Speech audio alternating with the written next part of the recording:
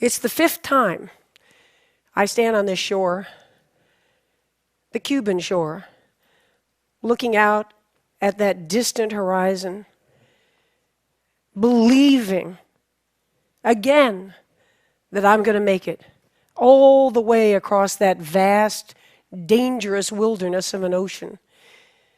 Not only have I tried 4 times, but the greatest swimmers in the world have been trying since 1950, and it's still never been done. The team is proud of our 4 attempts. It's an expedition of some 30 people. Bonnie is my best friend and head handler, who somehow summons will, that last drop of will within me when I think it's gone, after many, many hours and days out there. The shark experts are the best in the world, large predators below. The box jellyfish, the deadliest venom in all of the ocean, is in these waters, and I have come close to dying from them on a previous attempt. The conditions themselves, besides the sheer distance of over 100 miles in the open ocean, currents and whirling eddies, and the Gulf Stream itself, the most unpredictable of all of the planet Earth. And by the way, it's amusing to me that journalists and people, before these attempts often, ask me, well, are you going to go with any boats or any people or anything? And I'm thinking, what are they imagining? That I'll just sort of do some celestial navigation and, carry a Bowie knife in my mouth, and I'll hunt fish and skin them alive and, eat them, and maybe drag a desalinization plant behind me for fresh water. Yes, I have a team. And the team is expert. And the team is courageous and brimming with innovation and scientific discovery, as is true with any major expedition on the planet. And we've been on a journey. And the debate has raged, hasn't it, since the Greeks, of isn't it what it's all about? Isn't life about the journey, not really the destination? And here we've been on this journey, and the truth is it's been thrilling. We haven't reached that other shore, and still, our sense of pride and commitment, unwavering commitment. When I turned 60, the dream was still alive from having tried this in my 20s and dreamed it and imagined it. The most famous body of water on the earth today, I imagine, Cuba to Florida. And it was deep in my soul. And when I turned 60, it wasn't so much about the athletic accomplishment. It wasn't the sort of ego of, I want to be the first. That's always there, and it's undeniable. But it was deeper. It was, how much life is there left? Let's face it, we're all on a one-way street, aren't we? And what are we going to do? What are we going to do as we go forward to have no regrets looking back? And all this past year in training, I had that Teddy Roosevelt quote, to paraphrase it, floating around in my brain, and it says, you go ahead. You go ahead and sit back in your comfortable chair, and you be the critic. You be the observer, while the brave one gets in the ring and engages and gets bloody and gets dirty and fails over and over and over again, but yet isn't afraid and isn't timid and lives life in a bold way. And so, of course, I want to make it across. It is the goal, and I should be so shallow to say that this year the destination was even sweeter than the journey.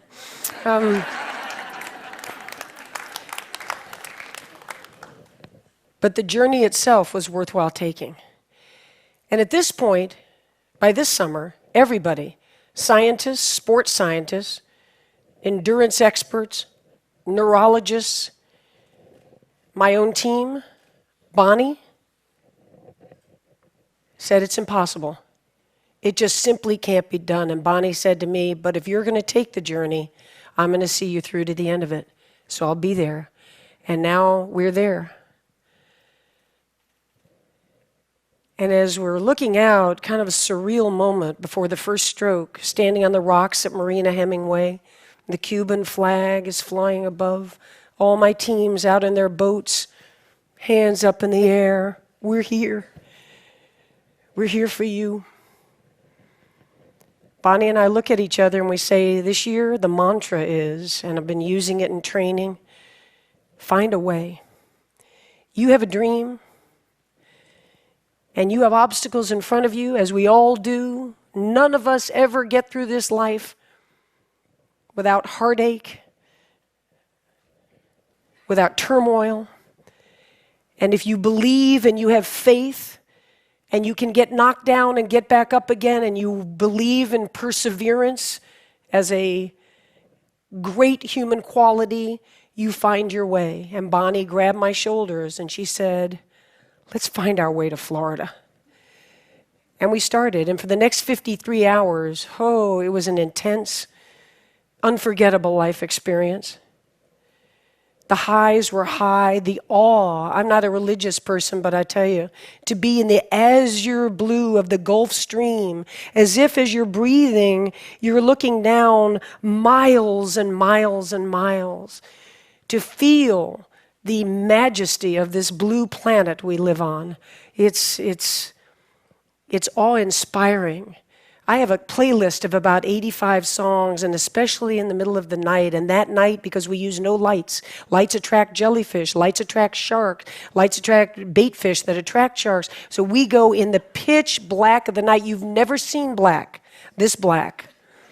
You can't see the front of your hand, and the people on the boat, Bonnie and my team on the boat, they just hear the slapping of the arms, and they know where I am because there's no visual at all. And I'm out there kind of tripping out on my little playlist. I've got tight rubber caps. I don't hear a thing. I've got goggles, and I'm turning my head 50 times a minute. I'm singing, imagine there's no heaven. Do-do-do-do-do. It's easy if you try. Do-do-do-do. And I could sing that song 1,000 times in a row. Now there's a talent unto itself. And each time I get done with, ooh, you may say I'm a dreamer, but I'm not the only one. 222. Imagine there's no heaven. And when I get to the end of 1,000 of John Lennon's Imagine, I have swum 9 hours and 45 minutes. Exactly. And then there are the crises. Of course there are. And the vomiting starts, the seawater, you're not well, you're wearing a jellyfish mask for the ultimate protection. It's difficult to swim in, it's causing abrasions on the inside of the mouth, but the tentacles can't get you. And the hypothermia sets in. The water's 85 degrees, and yet you're losing weight and using calories. And as you come over toward the side of the boat, not allowed to touch it, not allowed to get out, but Bonnie and her team hands me nutrition and asks me what I'm doing, how am I all right? I am seeing the Taj Mahal over here. I'm in a very different state. And I'm thinking, wow, I never thought I'd be running into the Taj Mahal out here.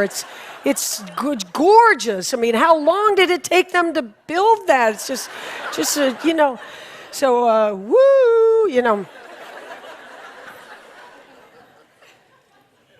And then we kind of have a cardinal rule that I'm never told really how far it is, because we don't know how far it is. What's going to happen to you between this point and that point? What's going to happen to the weather and the currents? And God forbid you're stung when you don't think you could be stung in all this armor. And Bonnie made a decision coming into that third morning that I was suffering and I was hanging on by a thread. And she said, come here. And I came close to the boat, and she said, look out there. And I saw light, because the day's easier than the night, and I thought we were coming into day. And I saw a stream of white light along the horizon. And I said, it's going to be morning soon. She said, no, those are the lights of Key West. It was 15 more hours, which for most swimmers would be a long time.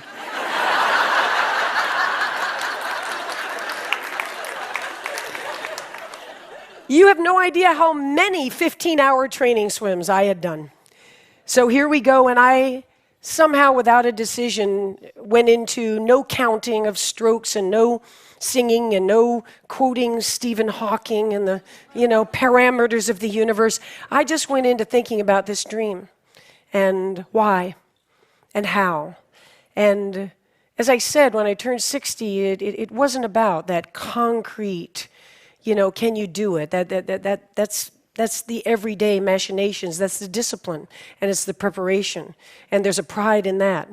But I decided to think as I went along about, the phrase usually is reaching for the stars, and in my case, it's reaching for the horizon.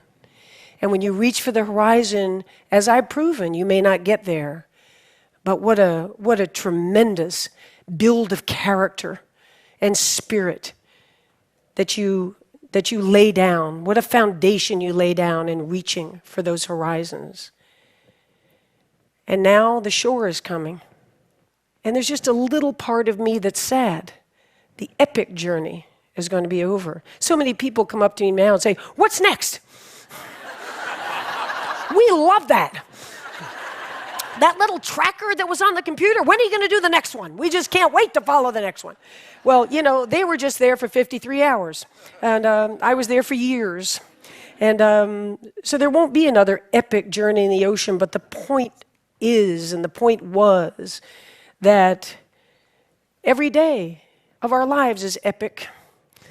And I'll tell you, when I walked up onto that beach, staggered up onto that beach, and I had, so many times in a very puffed up ego way, rehearsed what I would say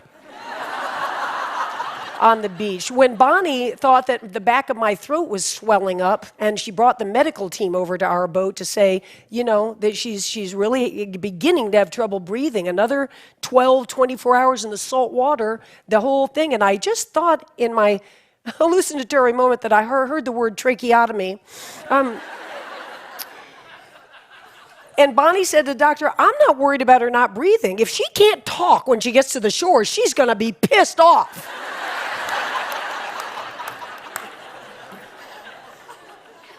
But the truth is, all those orations that I had practiced just to get myself through some training swims as motivation, it wasn't like that. It was a very real moment with that crowd, with my team. We did it. I didn't do it. We did it. And we'll never forget it. It'll always be part of us. And the three things I did sort of blurt out when we got there was, first, never, ever give up. I live it. What's the phrase from today from Socrates? To be is to do. So I don't stand up and say, "Don't ever give up." I didn't give up.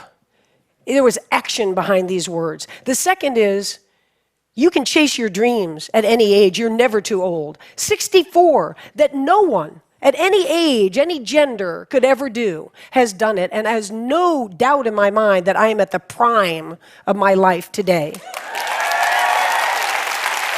Yeah.